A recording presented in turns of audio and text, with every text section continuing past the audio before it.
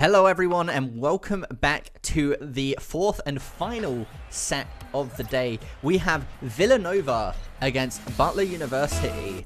And as we're coming into this, again, we don't know what to expect against these teams, because again, it's the first time we're seeing it. But if we're going to go look over the names, as we have been doing every single set, on the side of Villanova, we have I'm a Horse, and immediately a goal coming out. Okay, well, I didn't even get to introduce This literally everybody. looks like the first series, or sorry, not the first series, the last series that we had with Providence and St. John's. A goal in the first 10 seconds of the game. This time, no miscommunication though. But again, hopefully this match can live up to its predecessors. As you know, those were extremely close and very fun matches. Every game match that I've been able to cast here today has been a Game 5 match, and hopefully this one can live up again to those other matches that we've seen here already. Yeah, and going into it, we have Sir Aaron, Webbs, and Steven on the side of Butler, and Popcorn, Riles, and I'm a Horse on the side of Villanova. You're a horse, bro? Villanova are in blue, Butler are in orange. And again, Butler's already scored the first goal of the series, so you're definitely feeling good immediately scoring 10 seconds within the set. Steven getting a lovely dribble. I'm a Horse, though, intercepting it, clearing it out, but immediately it gets recentered. Sir Aaron looking to try and find something there, but decides not to. I can't decide if I'm a Horse is a troll name for us, or if he just likes that name in general, because saying I'm a Horse every single time is definitely making me laugh no matter what. But when I popped into the channel, I was asking everybody just what the pronunciations are, things like that, and yeah, they kind of snickered. And when his name is I'm a Horse, as we see the second goal coming out from Butler. Webb's that was here, beautiful. passed by Steven, drops it straight into his teammate, and Webbs just kind of lightly taps it into the goal. I mean, you can't really be too upset about that. Nice and clean. Nice and clean indeed, and that was, again, just a perfect pass there from Steven. Webbs just needed to be in one specific position for his teammate to get the pass off to him, and Webbs not even having to really make a play there. Steven really did it all for him, and as it goes, 2-0 here to the side of Butler. Yeah, 2-0 is definitely what you want to be in that first game, right? You want to be kind of taking charge, putting down some aggression. But again, we've seen teams need to warm up, and it might take them 1 or 2 games before they warm up, and then they just run the set back. I think we're going to see in this one, just from the way I've been watching this Butler team play, we're going to see a lot of beating and banging on this, what seems shattered Villanova defense. We see a lot of infield passes in place that we haven't really seen much yet in this stream, and it makes me extremely excited to see what they're going to be able to do the rest of this series. At a 3-0 lead, you can kind of sit comfortable for a little bit, but you still want to put that aggression on just to show them that you're here to play and that you're really here to win, opposed to really just trying things out. This Butler team seems like they have a lot of chemistry and they seem well established. Yeah, I mean, and again, is this going to be first goal for Villanova? It's not, as Steven manages to make the save there, clear it out for his teammate. Sir Aaron actually getting knocked away as they go for another shot there, and a huge save coming out from Webbs, making the ball completely recentered there. I mean, Villanova are trying to make something happen here, but at the moment, the defense from Butler University is just coming out really, really strong. You can just tell they're all on the same page in this circumstance because, 1, no double commits so far. 2, the pass plays and the ability to set each other up ready in the positions that they need to be in. And oh my god! That right there will make any grown man cry. Webbs puts a beautiful pass into Steven, who's already up and anticipating the pass up over I'm a Horse. What more could you ask for than that? That's what I'm saying. That's chemistry right there. That's something that cannot be built in a day. That's an empire that's been building for at least a couple weeks to even months now. At least a couple weeks. As we see Butler here getting from their 4th goal, and oh my god, almost their 5th goal, as Popcorn manages to make an absolutely fantastic save there. I mean, that was looking a bit concerning. He went from a kernel to a full popped popcorn right there. He came out of the goal like no one's ever seen. A beautiful save there, but you know, one save does not save your game as a whole, and they've certainly dug themselves a hole here early in game number 1. It's 0-4. Could it be jitters? Could it just be that they're not playing up to how good Butler actually is? It's possible, but I'm a Horse almost is able to tap that one in off a pass in towards the midfield. Yeah, I mean, back and forth at the moment. When you are Butler University, you're in a really good spot. You're in a very cushy spot being 4 goals up, right? Like, there's not really too much to complain about other than maybe you want to be 5 goals up. But, don't get me wrong, I'd love to see a 5-goal lead if I was on the team, but I'm never going to complain about a 4-0 lead against a very, very solid Villanova team. But right there, I'm a horse. This is a great job of kind of bumping out the offensive player on the side of Butler and really setting up his teammates to make a nice save there. You know, we haven't seen a goal here out of the side of Villanova yet, but as I say that, Butler is now going to be caught lacking a little bit there as they have too many people pushed up trying to make hero plays in towards the goal to get them another goal. Don't rotate back and get costed for it. So you know what we say about the caster's curse? Of course. And whenever a caster says something, the exact opposite happens. You love to see that, right? No, you don't. It happens every time. And honestly, at this point, I mean, here we go. Oh my god, a lovely save coming out from I'm a Horse. I mean... I'm sorry. You know, Korn, you gotta be able to say a name with a straight face, and the man's a horse. Yeah, you know, I prefer centaurs. Well, if we're he's a horse, and Sir Aaron is gonna find goal 5. Well, this one's quite, as the kids would say, down and out. I think this one is pretty much a done deal. With 5-1, 41 seconds left, I think we're pretty much over with this one.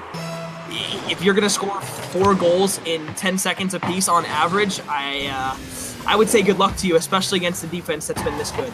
Yeah, no, they've only been able to find 1 goal, unfortunately, in this first game.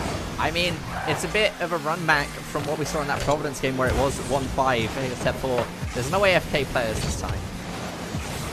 No, there's not, and I think this one might be a little bit different for the sheer fact that these plays from the side... Oh, that's an own goal right there, 6-1. If they score 1 more, folks, we will see the Brazil. Oh, we got 15 seconds to see a Brazil. I mean... Oh, I want to see a Brazil. You never want to see a Brazil. You never want to see a team get taken to Brazil. I mean, sometimes you just have a little bit of a guilty pleasure and want to see a Brazil. I mean, that's just how it is. I can say that very firmly that I would love to see a Brazil. I mean, maybe the opposing team doesn't want to see it, but I can very, very thoroughly abide to seeing a Brazil. Well, you hate to see it happen unless you know, come on. Actually, they might be able to do this. Wait a minute, I was not hopeful. Come on! Last second in the air, this is right by their goal as I'm a Horse manages to clear it, and game 1 is going to go towards Butler. You know, we were close enough. I'll take it. I'll take 6-1. Not the most exciting game in terms of a close game, but a lot of incredibly good passing plays out of the side of Butler. You saw right there in the background that nice little pinch play into the goal, but again, very, very well-controlled game from Butler. Only 1 mistake on the rotation side of things. They didn't play defense on 1 and allowed for the side of Villanova to get that 1 goal that they had. I think we're going to see a lot of the same here in the second game. Again, I talked about it last game, but it's something we haven't really talked about all stream, and it's that chemistry. Chemistry is everything in Rocket League, being able to know where your teammates are going to be, having that ability to, in the back of your head, know your teammate is going to be right there for that pass play when you put it down. Something a lot of teams can't really say that they have yet or haven't built towards that, and that's something that this Butler team has been doing. They've been playing together for a long time, as it would seem. Yeah, I mean, it's definitely a lot of chemistry coming up from the Butler team, and it's going to show, and it's clearly putting in the work that they do work well together, right? The passes that we're seeing, the communication that we're seeing, the rotations that we're seeing are not something that you grow overnight. That is hundreds of hours of playing together coming to light there. And I think that just goes to show how important it is to practice with your teammates and work for it. I can firmly attest from playing many competitive video games that practicing with a team and sticking together as a team is the most important thing. Over in the Call of Duty scene where I'm from, a lot of the time we always see amateur teams, you know, come together and form for maybe like a week or 2. Things don't work out in their favor, but they're not a bad team. What ends up happening is one person gets an ego on their side, they want to play with better names, but Webs, if that goes in, yeah, oh my god. That was a beautiful play. A true example of finesse coming out from Webbs there. He read them like books, but at the moment it looks like Villanova is going to score, and I'm a Horse finds goal 1 of game 2. He quite literally put that one into the stables, found a home for that ball, and it's going to be on the orange net. 1-0 for the side of Villanova. I mean, yeah, 1-0 for Villanova is definitely what Villanova want to be seeing, right? Almost completely reset by Butler. A good save coming out from Popcorn there. I mean, Corn, how does it feel to have a fellow Corn on the field? Oh, it feels fantastic. You know, he's a brother of the cornfields, a man of the stalk.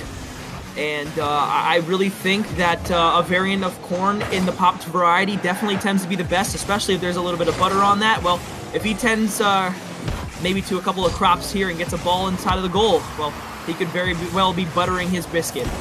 Yeah, I mean, you know, I'm starting to regret I even asked you that one, I'm going to be honest with you.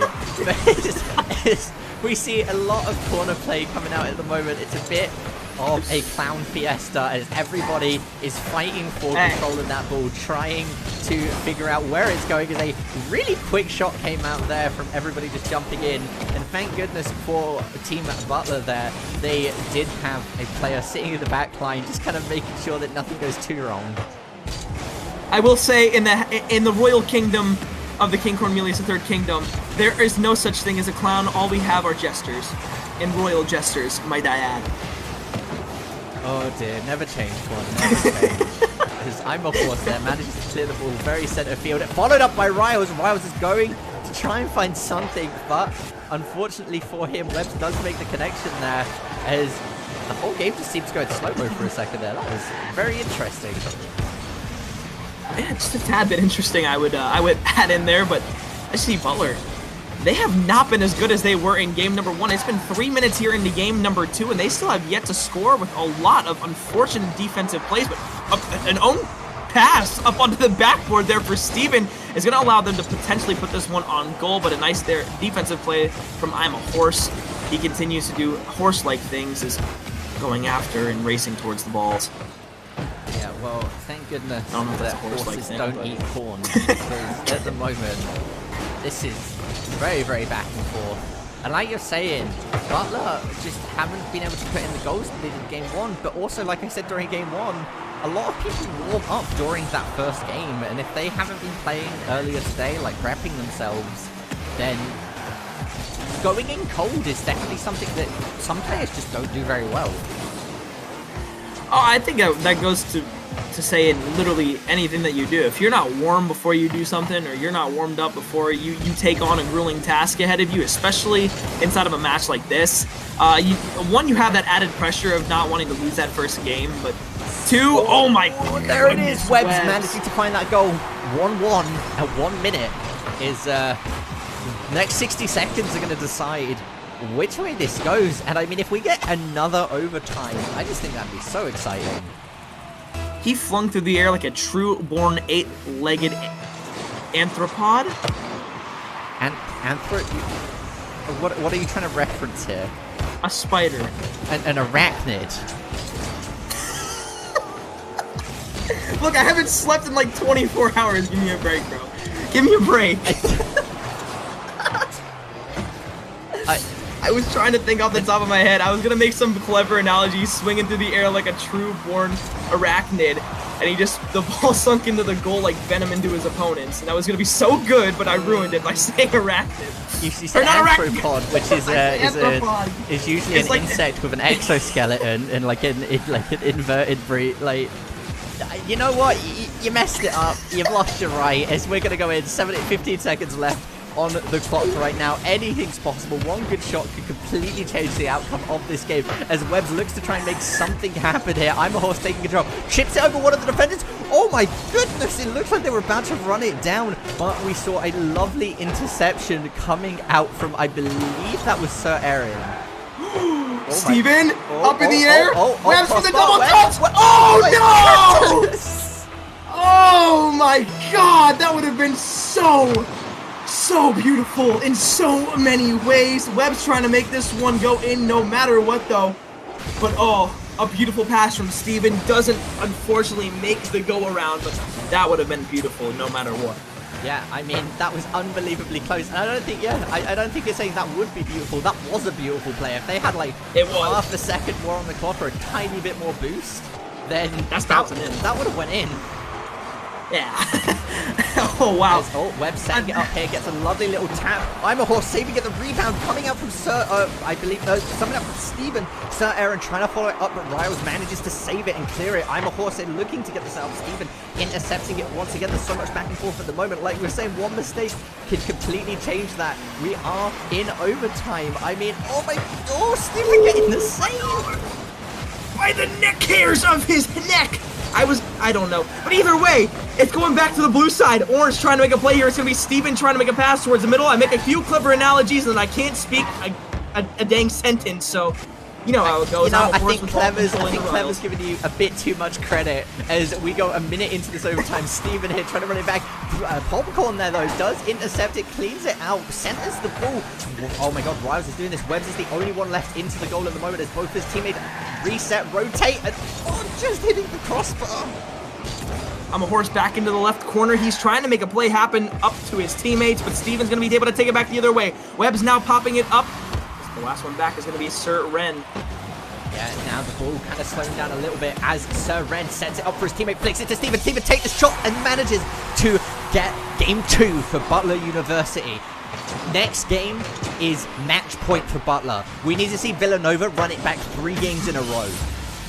The first 3 minutes and 30 seconds of that game looked horrific for Butler. They weren't able to be on the same page throughout the entire game. They didn't get anything going until that late goal in the game. And in overtime, they clutch up. They do what they need to do. They take the W in game number 2. Moving on to game number 3, as you said, match point. It's going to be a huge momentum swing. And now Villanova has to play from the rear for 2 games and then 3 if they go ahead and force a game 5. It has to be a reverse sweep for Villanova if they want to take this one and win it 3-2. Yeah, I mean, what can you say about that, right? We got it into overtime. That was unbelievably close. That could have gone either player's way. I mean, we almost saw Villanova manage to tie it back up on the last second. And yeah, that was, unfortunately, they didn't manage to make that either, which would have tied it up 1-1 all around. But being 2 games down in a best-of-5 series is not where you want to be. Oh, not at all in any circumstance whatsoever, unless you're trying to write history. And if they're going for history, well, they showed what they're capable of last game. If they're able to translate it into this game and really put a capitalization on the statement that they're trying to make and force a game number 4, it could put the side of Butler on the back burner and kind of put them on their heels for a minute. But I think Butler right now is just too strong running the momentum from game number 2 and game number 1. Yeah, I mean, at the moment, it's unbelievably, like, again, it's 2 games up for Butler, right? Game 1 was a bit of a wash in Butler's favor. Game 2, that was unbelievably close. That was like watching 2 different teams play. Oh, you put the words out of my mouth. I can't. Nothing on the nail. Yeah, boom, like, boom, boom. It was unbelievably close. It was like we were harking back to those earlier games that we saw this set where it was just back and forth, just one would throw a punch, the other would retort with a punch, and it was working really, really well. And unfortunately for Villanova, Butler just managed to slip it in last second, and as I said that, Butler manages to find the first goal of the game. Well, caster's curse, right? Yeah. But one thing I will say is that is a scary sight if you're a fan of Villanova or a player for Villanova, because the last time the side of Butler was able to score within the first minute of the game, they ended up scoring 6-1 and almost getting the Brazil on the side of Villanova. So this one could be very well over in 3 games if the side of Butler is able to turn it up here for the rest of the game.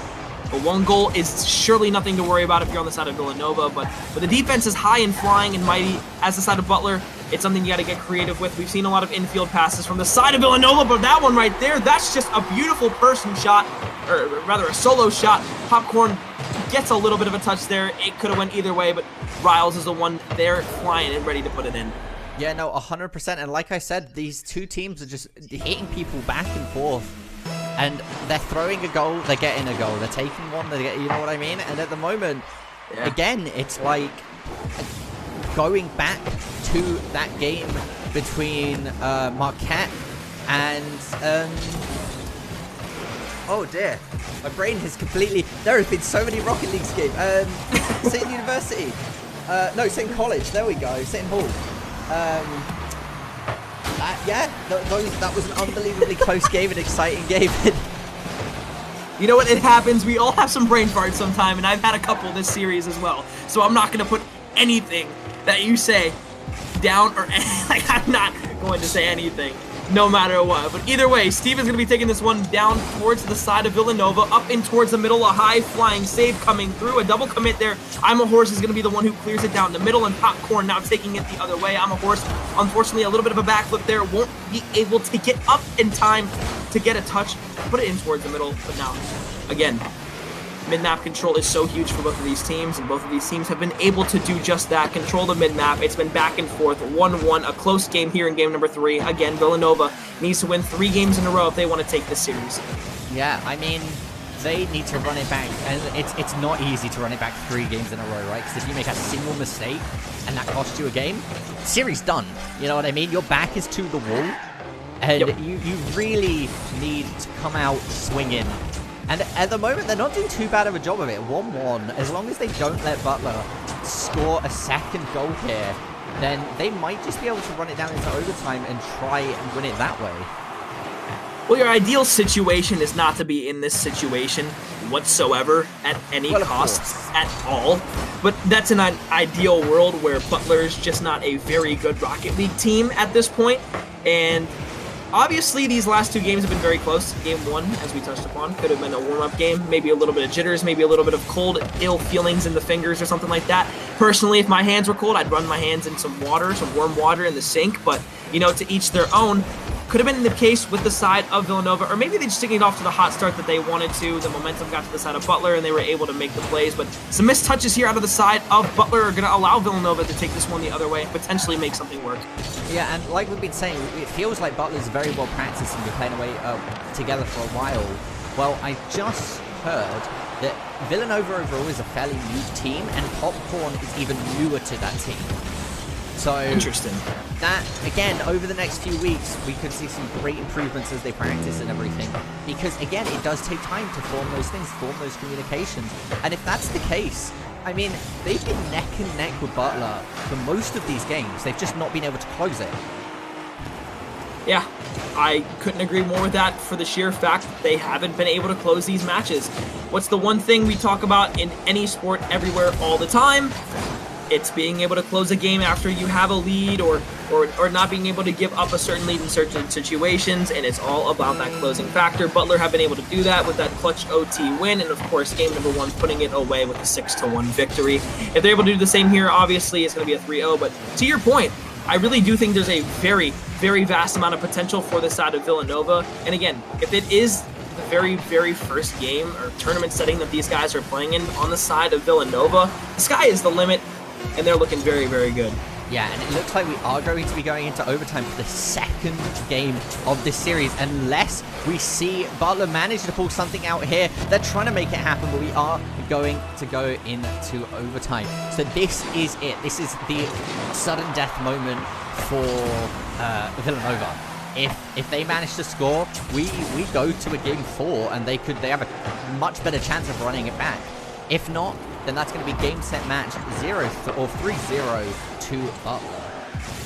The pressure's on. This is their lifeline. It is going to be Riles up in the air, but a beautiful save there from Webb's. Popcorn trying to pop it back up for his teammate. Steven going to take it the other way. And now an opportunity to make this one work again. A beautiful touch there from Webb's in middle map. Almost is able to pop it up the other way, but now middle map control still for the side of Butler. Can they do something with it? Villanova, a missed touch back on their own side, but this one will be cleared right back out to Webb's, who is awaiting another touch. Flies up and over. Can he make something with it? A double commit up, but Popcorn is there to take it the other way. Yeah, and we see plenty of the Butler team staying back, just kind of letting Webbs do his thing, you know, and letting him try and score these goals by himself whilst also being ultra defensive is a very interesting take, right? Because they want to end this series. They want to close this out as quickly as they can. They want to just have that 3-0 record on that first set, and I don't blame them for it. But I feel like they're going to have to be more aggressive than just letting Webbs do his thing to score these goals. I will say, there is a definite advantage when you're letting a player like Webbs go up and make the plays for him. That's Oh it. my goodness! Sir Aaron! I mean... Sir Aaron.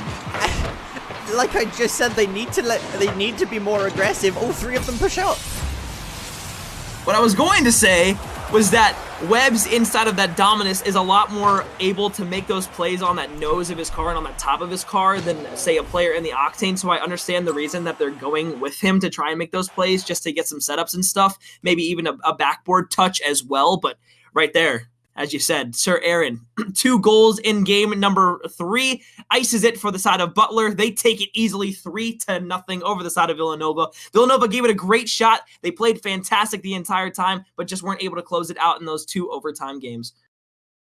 Yeah, and I mean, that's been it for today's games. And I mean, it was an absolute pleasure casting you, Korn, because those were some of the most exciting Rocket League games I think we've ever had the joy of casting.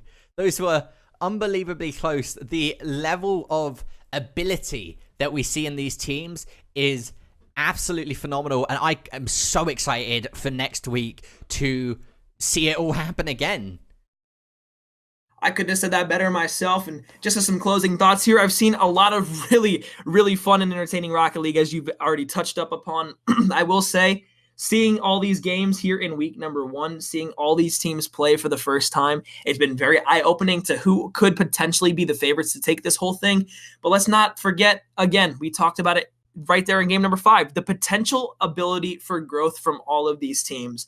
From how they start now to how they're going to finish this season and into playoffs, it's going to make a world of a difference between who is playing, who is grinding, and who are going to be the people who think they're at the top and think that they don't need to practice as much as some of these other teams. It's going to be a slap in the face by the time this season ends, and I cannot wait to see what happens. Yeah, so like we were just talking about, I just want to run it through. We had a DePaul winning game 1, Marquette winning game 2 with a huge run back, Providence winning game 3, and of course we just watched Butler University taking series number 4. I'd like to thank you all for tuning in. My name has been Kevin Navik Dignan, and you can find me on Twitter at NavikCasts.